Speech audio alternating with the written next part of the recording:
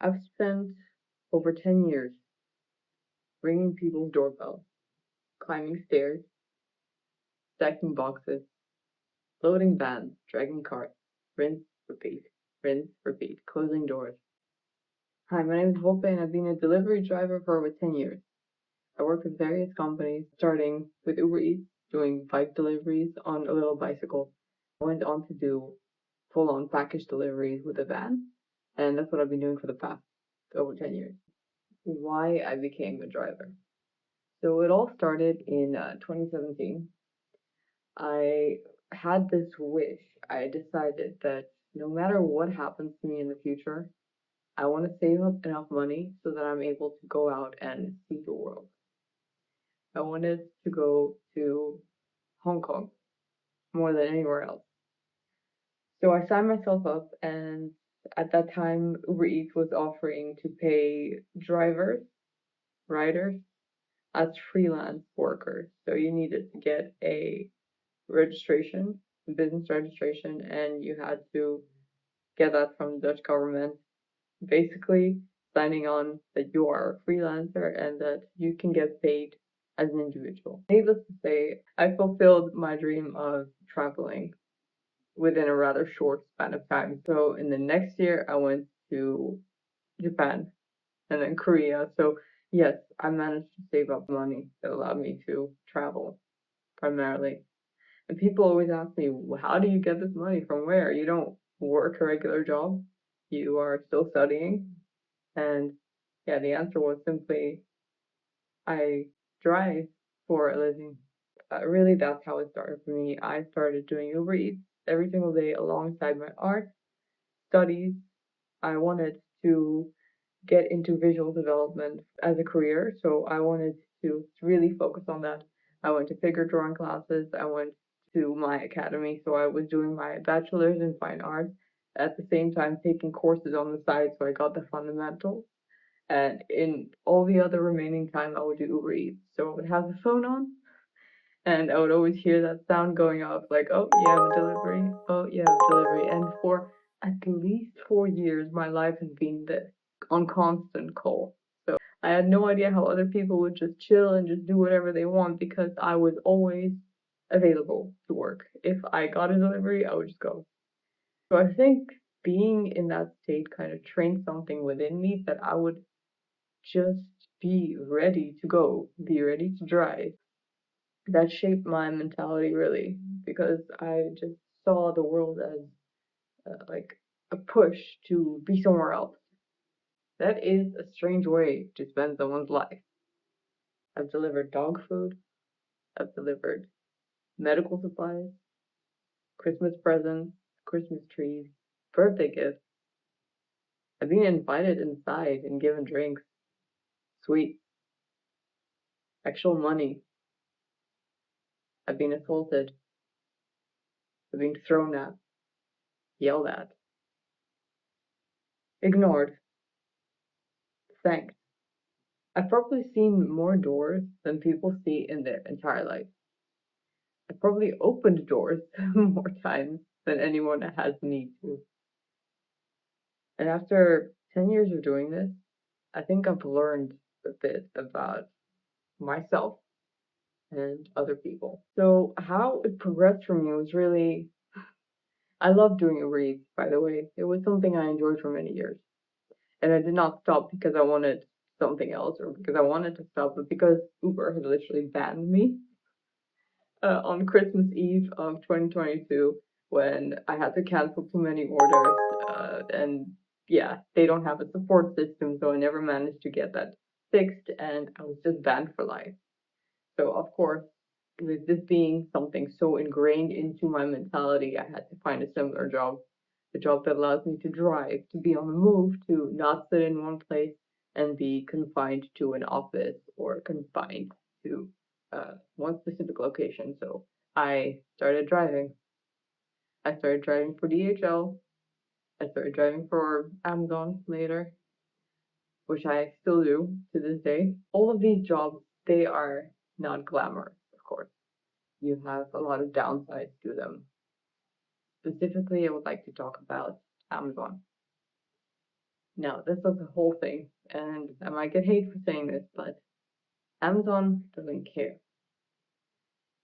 about the well-being of their employees to a very high extent. They do care on paper, but there's always these loopholes. So what I notice with a lot of driving companies is they are middlemen. The actual dispatch don't have much control in what happens from up there to down there, the driver. Sometimes when you have extreme workload, and I know it happens because we all want to buy stuff online, we all want to order. It's not going to stop because the demand is only growing. If there is something in the system that doesn't work as it should, if there's too much load and not enough couriers, for instance, I remember in winter this year, we had, of course, it's Christmas season, and we had ice on the road, we had snow in the Netherlands, and a lot of companies would still push their drivers to do as much as they're able to, even though it was dangerous to drive and it was ice, and none of the vans really had winter tires on. So there has been some accidents that I've seen happen, and that is a thing. But also, you have to remember that a lot of these drivers are immigrants. So, well, I've seen people, I've actually talked to a girl who also worked at DHL, like, was really hurt by the workload, but she would push herself. She was relentless. She would just push herself until she could go no further. And you would easily exceed the 8-hour work limit. You would end up working 13 hours every day, double shift with no break in between. And this is something that happens in the Netherlands, okay? This is not something that just happens somewhere in other countries. No, this happens in the Netherlands, in Europe, because these things are not regulated as well as one might think. You are in such a position where you're just too afraid to complain to your superiors because you are so easily replaced. They could literally hire anybody else because the demand for this job is also high. There's a lot of people from abroad, there's a lot of students, so they're not going to think twice. If someone is complaining too much, off you go. We get the next one. You are expendable. So if you're thinking this is the best job ever, you sit behind the wheel, you just chill, you see other places, yes, maybe. But it comes with such drawbacks. Yeah, you encounter a lot of weird people sometimes. Let's just say that.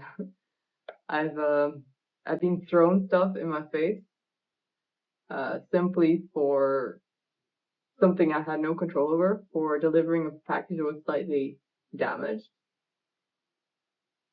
They don't let you talk, they just react. I always think that when that does happen, you should just let them react. Don't talk back. In the beginning, I had the problem of trying to speak to the person who is being aggressive towards me, and that is a mistake. You do not do that, because their reaction only gets worse if you react back. And by react, I just mean talk, try to reason with them, not get violent or try to be confrontational. That's and also delivering inside of Amsterdam is a whole thing on itself. So Amsterdam's full of people. Not all of them are calm and able to accept you as you would like them to. So you put the van in the center of the street because there's literally no place you can park. So you do that, and then you have these guys who drive up behind you, get out of the car. They might assault you. That happens to me. They might attack you. And yeah, try going to the police with this. It's a civil matter. You get slapped, it's a civil matter. They're not going to do anything, the Dutch police. I'm not going to lie. I'm not going to lie and say that this job is the best ever. But there is something in there that gives me peace of mind. It also is a matter of what you're used to doing. Ideally, what I would like to do is keep this as something I do, but not as much, not something like a crutch for me to get any kind of income. So, obviously, I want to get my art on the foreground, clients, as an actual freelancer, as an artist. as my day job, but I still think that even though I would have another main source of income, this is something I would keep doing. Because at the end of the day, let's be real. If you like driving, if you like being somewhere that changes all the time, if you hate the monotony of going into an office every day and seeing the same people, the same things, the same thing over and over again, it's definitely worth it for that. Long distance drives, of course, are the best.